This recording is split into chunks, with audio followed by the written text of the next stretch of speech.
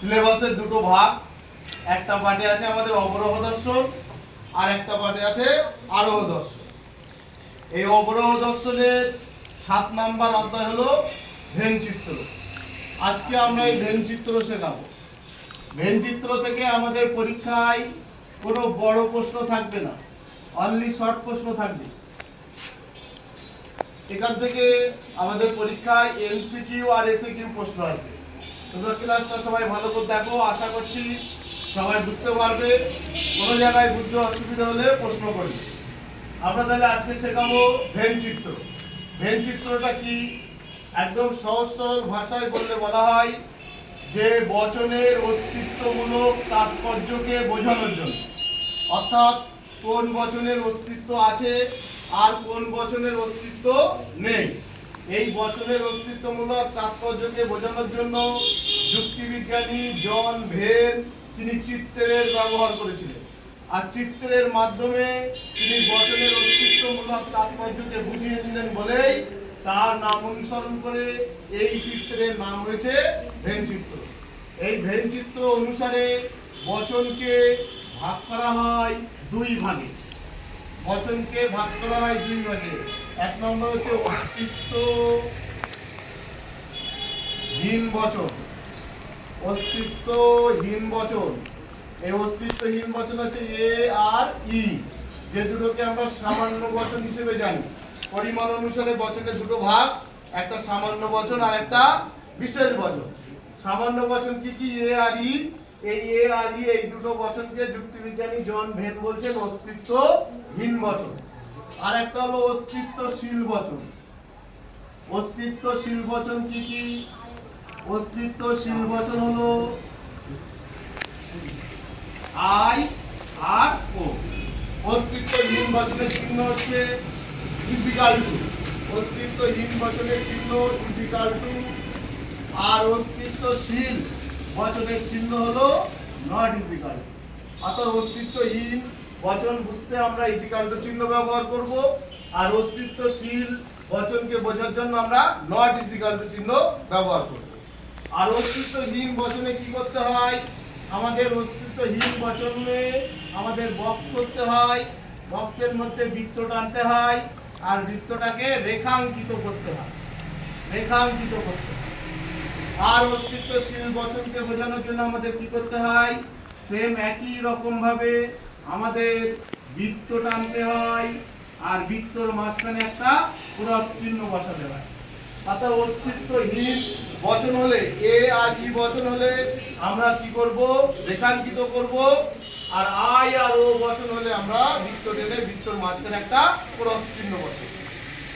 আর একটা বিষয় আমাদের জানতে হবে, সেটা হচ্ছে বচনের বুলীয় ভাষ্য। বচনের বুলীয় ভাষ্য, এই বুলীয় ভাষ্য কিন্তু মাথায় রাখতে হবে। বুলীয় ভাষ্য না জানলে কিন্তু ভেনচিত্র করা যাবে না। বচনের বুলীয় ভাষ্য, বুলীয় ভাষ্যের প্রবর্তক হচ্ছেন যুক্তিবিজ্ঞানী জর্জ বুল। যুক্তিবিজ্ঞানী জর্জ বুল তিনি বচনের নিরপেক্ষ বচনের ভাষ্য রচনা করেছিলেন, তাই তার নাম অনুসরণ করে এই ভাষ্যের নাম হলো বুলীয় ভাষ্য।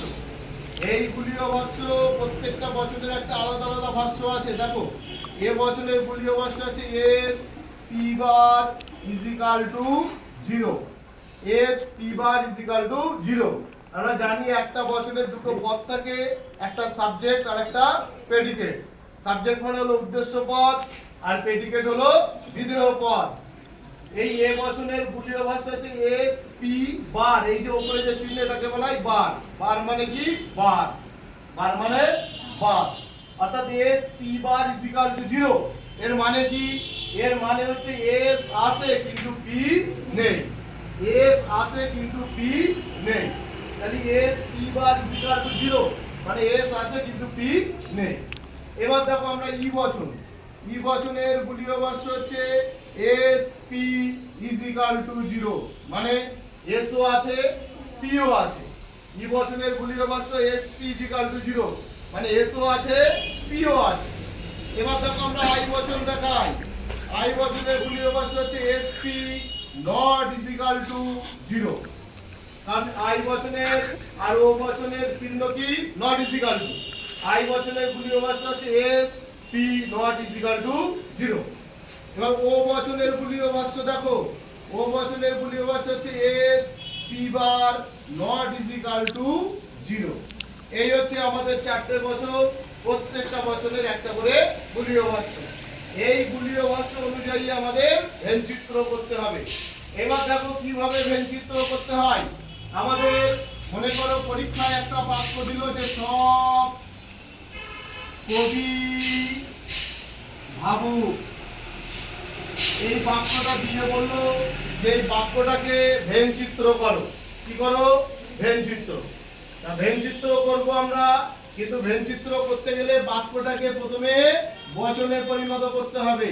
মানে বচনে পরিণত করতে গেলে আমি কি প্রথমে লিখতে হবে আমাকে কি তার্কিক আকার লিখলাম। সব কবি ভাবুক, সব কথাটা আছে। আর বাক্য সদার্থক, সব কথা থাকলে বাক্য সদার্থক হলে কি বচন হয়? এ বচন হয়। তাহলে আমরা এই বাক্যটাকে কি বচন করব?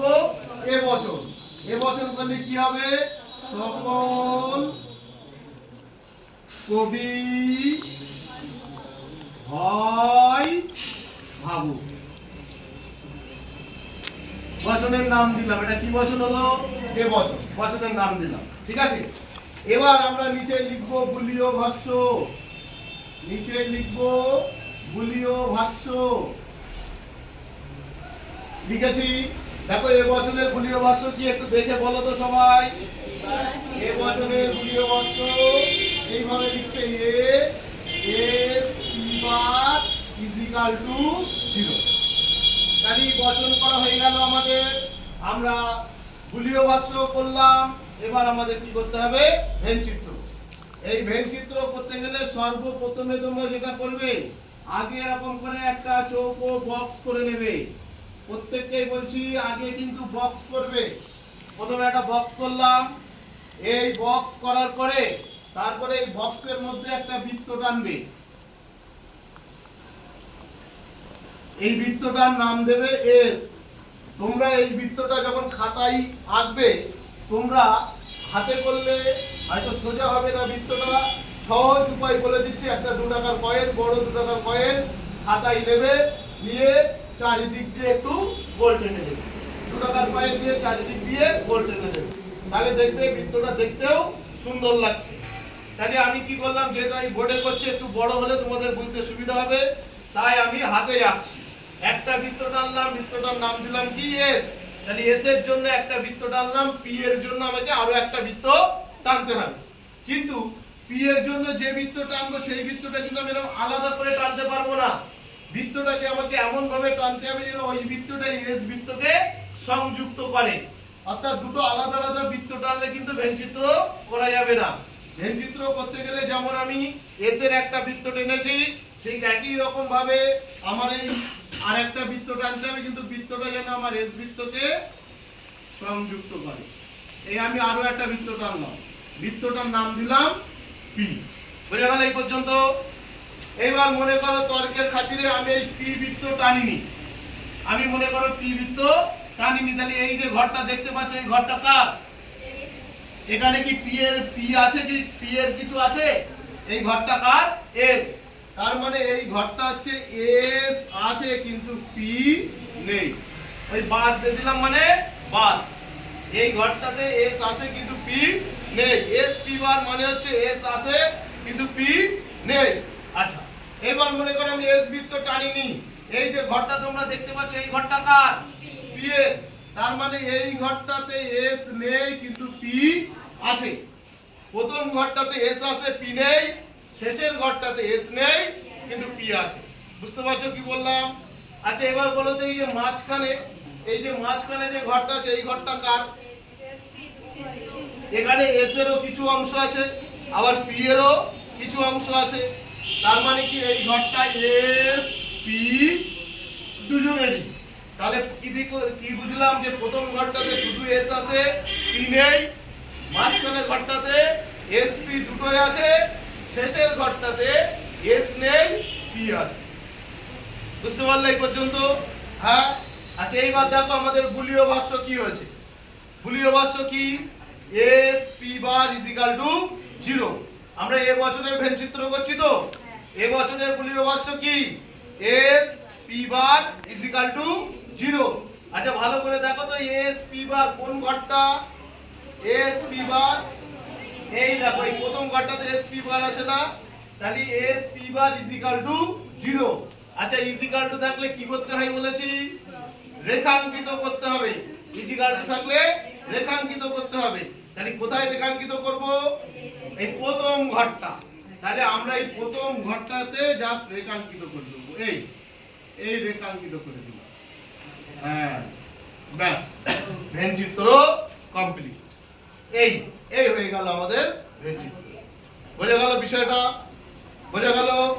আর কোনো প্রশ্ন, মানে কোনো জিজ্ঞাসা থাকলে বলো। ঠিক আছে তো? তাহলে এবার টুকে নাও খাতায়।